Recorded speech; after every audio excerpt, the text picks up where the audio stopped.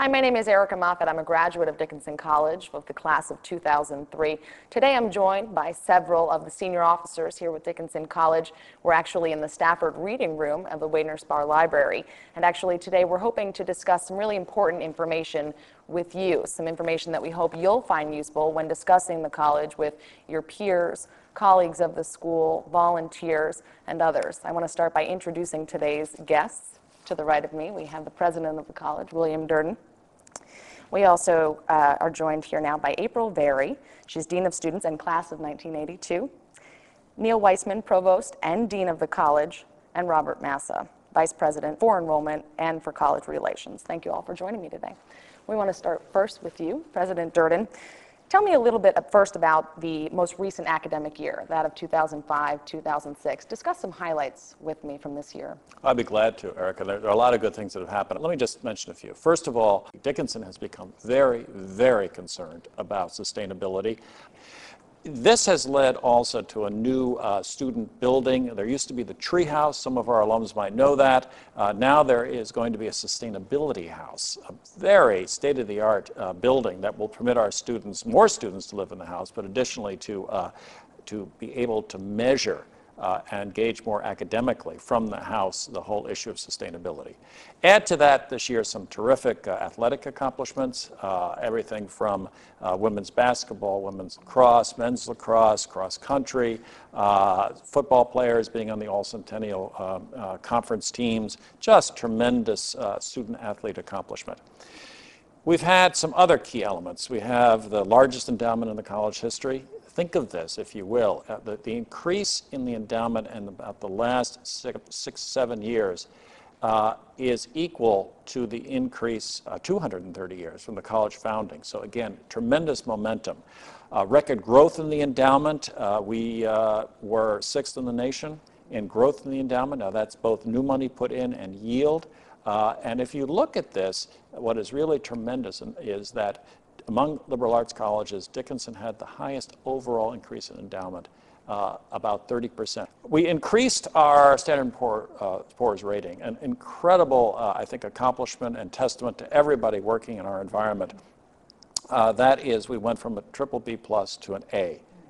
Usually you don't skip over something rating, and we did. I might also add, with the record growth in the endowment, alumni played a key role because we had specific alumni groups, people on the street, people who know different sectors of the financial world, and they advised us about certain investments, and we had terrific returns on that.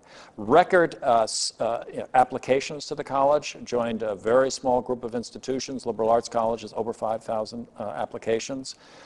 We have established new grounds in our crossover group. That's where students, where they're likely also to apply. We are preparing to kick off on October the 7th a major capital campaign, by far the largest in our history. A lot of excitement around that. We just broke ground for a new science complex. There will be a whole science campus. This will be a state-of-the-art, dramatic building.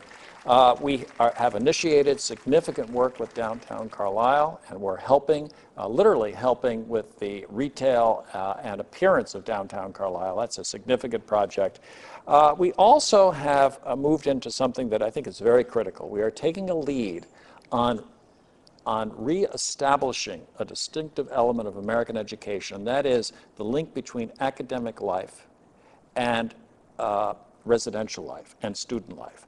Now, academics obviously are the primary focus of the institution, but they are wedded very carefully to residential life. That's a distinctive American phenomenon, having residential life as well as the study of the academic subjects. To this end, we're delighted to have a new Dean of Students, and that is April, who is coming back to Dickinson. She's bringing enthusiasm and insight and a way to make sure that we can constantly work on improving not only the academics, but she's going to be working on the residential life, student life, and making sure it's right for Dickinson and right for our aspirations. So those are just a few of the many, many highlights here at the college. Just a few, and they sound like some really terrific accomplishments and also a lot of exciting things to look forward to in the future for the school. Oh, absolutely. As well. There is more coming along, and we really appreciate the alumni input, feedback, discussion, outrage, all of it. It's fine. Sounds like a good time to be here at Dickinson, definitely. April, I'd like to talk to you next. First of all, welcome back, Thank as I you. mentioned, a graduate of the class of 1982. I'm very interested in your first impressions when returning to the school, as I'm sure a lot of, some of the graduates who graduated with you are also interested in what school is like today. I'm delighted to talk about that and very delighted to be in this position. I never would have imagined as a student that this is where my life's course would bring me, but I'm thrilled to be here, and there's a lot of very positive energy at the college. I guess a few observations that I would make. First, a very clear improvement in facilities and programs, stepping back onto campus after that lapse of time. In terms of facilities, the library, of course, is exquisite, this room, but the entire renovation to this building is just beautiful. There are some excellent new social spaces for students, the depot, the quarry, places to really bring people together. In terms of programs, I think that there are a number of academic programs that are new that engage learning, so the learning community work that we're doing, that we're really trying to move forward, again, blending the first year seminar with students' living and learning conditions. So I think that those are very active and exciting, some new cutting edge majors for students to pursue. So that's one aspect. Carlisle feels much more like a college town than it did when I was here, and I think a lot of credit goes to the cooperation that the college and the town have together. I mean, there are restaurants, shops, there's just a vibrancy about walking through Carlisle that I don't remember as a student, and I think that's a win-win situation. And I guess third, I would point to some observations about changes in the student body. Greek life is much less of a presence than it was when I was a student here. That, in point of fact, is a national trend. I would want to point that out, that we're not the only institution experiencing a diminished influence and presence of Greek life on campus. The college, I think, has been very clear about our desire to support those organizations in realizing their ends, certainly so long as they are advancing our community standards and mission, and we provide a lot of support. I think alumni really are the key to success for Greek organizations. Two others, I think community service is a much more pervasive and present aspect of the campus than it was when I was here. Bill alluded to some of the Hurricane Katrina work, but there are not only groups specifically motivated around community service, but it seems as if every student organization is contributing in some way to the community, and I think that's an exciting change. And the last thing I think I would point to is that the campus is much more active and intellectually vibrant. There are not only more clubs and organizations that are really interested in tackling interesting issues, ideas, topics, but students themselves just seem more actively engaged in talking about big ideas and big questions, and that's very exciting to be part of as a dean of students. So a little bit of my take on some of the differences that I see. And it's very interesting to see your perspective coming back, years later. It sounds like also an exciting time. While there have been some changes, also many of the core values, I'd say, with the school are still in place. Talk to me about your goals for student life in the upcoming year. I think we have to match the sophistication of our incoming students with a sophisticated approach to student life. That is to say, really helping to create conditions for students where they are making connections between what's happening in the classroom and what's happening out of the class, creating opportunities for students to engage with faculty and staff and each other in interesting conversations about issues and ideas that matter, to create those conditions. So I think that the opportunity for student life is to really think about how can we orient our programs in such a way that we are really advancing the educational mission of the college. And I think that that's an exciting opportunity. In broadest terms, in the coming year, what we'll be doing is looking at all the departments that fall under student life. But I do think that there are a couple areas in the short term that I can talk about that will start focusing some attention on. One is the whole residential life, residential living aspect. It is a residential campus that is distinct in American higher education. What I think that gives us the opportunity to do is to harness the energy that comes with having people live in close proximity with each other, and to use that sense of community toward positive educational ends. So how could we bring faculty and staff into those settings to help students think about interesting ideas and issues? How can we use the living experience to be a model for developing skills of citizenship, diversity, community building? I think that's a really exciting challenge, and the staff in residence life and I have started to talk about creating a framework for that kind of residence life programming that really mirrors what the college is attempting to do on the academic side. So that's one area. Another is really a housing aspect that follows that. We've started to engage in some conversation about our facilities needs as the campus grows and enrollment increases. I think we're starting to look at needing some new facilities. What's exciting about that is, again, we can put program and facility together. So what kind of structures do we need to support the kind of living environments we want to create that are powerful learning opportunities for students? So those are some of the things in the short term that we'll be moving forward with. Well, it certainly sounds like you have a busy upcoming year, but also some changes that students definitely sound like they'll benefit from. I think it'll be exciting. I'm looking forward to the opportunity. Provost Weissman, tell me a little bit about some of your major goals for the upcoming year as well. Well, the upcoming year is going to be a very important one for us. In some ways, a bit of a turning point for the curriculum and the academic program generally. I would say there are two processes going on at the college in the academic program that are especially important. The first of them is continued enhancement along the lines of what we would call more engagement. By that I mean students moving beyond their regular traditional classwork, which of course still goes on at very high quality, but moving to much more active, independent types of endeavor.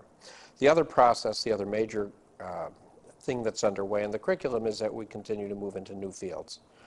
Dickinson has been recognized as having, I would argue, the premier global education program in the United States. The American Council on Education and NAFSA, which is the Association for Study Abroad, both chose us as the model liberal arts college in terms of global education. NAFSA, in fact, said of the college, and this is a quote that Bill has encouraged us all to memorize, that in many respects, no college in America is more internationally minded than Dickinson. This means, though, that we need to keep up with what's going on in the world at large, and so we're enhancing our program in areas like Middle Eastern studies, where we need to be doing more. We're developing more programming on India, and we're also linking global education to the study of domestic diversity. In the sciences, the same sort of thing, new fields. We have a new major in neuroscience, a rapidly growing new major in biochemistry and molecular biology, and we have initiatives in bioinformatics and also a grant from the National Science Foundation to try to explore how nanoscience, maybe the most dynamic new field in the sciences, how that is going to play out at the undergraduate level. And I should note that NSF grant was partly the product of good work by one of our alums, Chad Merkin, who heads the nanoscience effort at Northwestern University and is a major supporter of what we're doing here. So we're making the curriculum much richer. In order to accomplish the two things that I've just described, more opportunities for students to do active learning in all of those different ways, one of them is we have to grow the size of the faculty. Currently, our student-to-faculty ratio is 11 to 1, but it's not as much as our peers, many of which are at 9 or 10 to 1. And more importantly than comparison with others, it really doesn't allow us to achieve our goals. We can't have students doing independent projects with faculty if we don't have enough faculty to support them. And so we're in the process of expanding the size of the faculty. Additionally, we also need physical facilities to make this possible. We have a major need, and that is, Bill mentioned this, the new science complex. Our core science departments, biology, chemistry, and psychology, which not only run their own programs, but support the new programs I just mentioned, neuroscience and biochemistry, they all need new facilities. The facilities they're currently working with are simply inadequate. They've outgrown them. And so we will actually build what will be, I think, one of the most innovative and imaginative undergraduate science complexes in the country. The core of it will be a new building that will stretch an entire city block in Carlisle. To give alums a sense of the magnitude, it will be as big as the hub, probably the biggest construction project, not just in the history of the college, but in the history of Carlisle. And that project will probably take about 1.5 to 2 years to complete. You know, in sum, we're really, in many ways, transforming the curriculum in more active and exciting ways, ways that connect often with student life. We're building bridges. April mentioned learning communities and service learning opportunities. So we're really making it a very lively place. trying to get the resources in line to do that, but also, and this is something that I know all the alums can connect with, we're making this change and this transformation based on really some of the traditions that have always characterized the educational program here, especially almost all of it has to do with close interaction between faculty and student. More faculty and better facilities, more active learning, all revolve around that sort of duet between the faculty and the student, still and always the core of what we do. Terrific. Vice President Massa, discuss some of your goals in your division with me as well. Today, with the competitive world that we're in, not only for college admission, but quite frankly for alumni support and media attention, it's absolutely critical that the college speak with one voice, that we know exactly who we are, that we communicate that effectively, that how we communicate who we are and what we do, in fact, is consistent with reality, with who we are and what we do. And that's really the major goal of the division, to make absolutely certain that we're communicating effectively to various audiences, prospective students, current students and parents, alumni, and others, what the college is about, what makes it distinctive in American higher education today. Right out of the chute, liberal arts colleges simply are not as well known as universities for a whole variety of reasons. So our first responsibility really in that communication is to make certain that students and parents, as well as the public at large, understand the distinctive mission of the American Liberal Arts College, and then within that, to make absolutely certain that Dickinson's distinctiveness comes through loud and clear. And I think we've heard a lot of that to what Bill, April, and Neil have already talked about. The students who want a university experience where they can collect courses, where they can memorize and do well on tests, and after 4 years come out with a piece of paper that says I'm smart, need not apply to Dickinson. That's not what this is about. And our job really is to make certain that that comes through in the communication that we have with prospective students and their parents. One of the other goals that's critical, not only for the division but for the college, is for all Dickinsonians, students, faculty, staff, and alumni, to have a sense of ownership of the college. This is our college, and it's our responsibility to make sure it's as strong as it possibly can be. We are putting in place various plans throughout the entire institution to make certain that there is a culture of giving back to Dickinson. And I'm not just talking about, financial giving back, but volunteering time, as many of the alumni who are watching this video hopefully are doing, volunteering time to help the college with student recruitment, to help spread the word, to network, to help our students gain internship opportunities or careers. These are all things that are important to any strong institution in the United States, but it's particularly important to Dickinson because of our very nature, because of how we were founded as an institution to be different from the other 15 colleges that existed before we did. It's not an institution that simply has learning for learning's sake, although there's nothing really wrong with that, but unless it's useful, unless it's applied, unless we can take that knowledge that we've gained in our Dickinson experience and make the world better and become citizens and leaders of the world. And that's what we try to do on a regular basis and what we try to communicate. So that is another goal of the institution. Finally, I would say this. In a competitive admission world, most colleges and universities will tout their application numbers and how selective they are and their average SAT scores. But when we focus in on those numbers, we miss an opportunity to really describe to our various publics and to students who are here now what it is we're really looking for in a student body. And another goal as a result of that is to place less emphasis on the statistics and more emphasis on the personal qualities that students bring to Dickinson that match their characteristics with the college's. So if we have a college that is committed to engagement and that means not only in the classroom, but outside of the classroom, then we want to bring students here who have demonstrated that engagement. If we're committed to a global sensibility, and we are, you heard Neil talk about, then we better find students who have an appreciation and an understanding for that.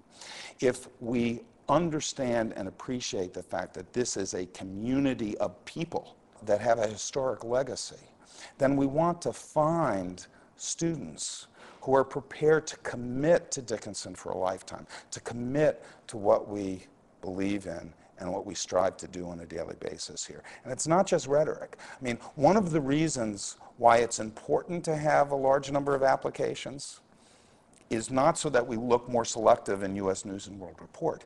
It's so that we can select among equally highly qualified students in an academic sense, those students for whom Dickinson is the right fit, who will benefit from and contribute to this environment. That's goal number one. In the final analysis, all alumni, all faculty, all staff, all students committing to this institution and what it stands for will make Dickinson College permanently among the top liberal arts colleges in the country. Well, it sounds like some great criteria when looking for really quality students to come here. One area you touched upon, Vice President Masso, was the importance, how vital it is to have that alumni support for the college, and that's how I'd like to wrap up today. I thank all of you for your time, and of course we hope that you, our volunteers, will continue through this program to learn more about your specific volunteer programs and perhaps take a look at other volunteer opportunities that are available to you. Thank you.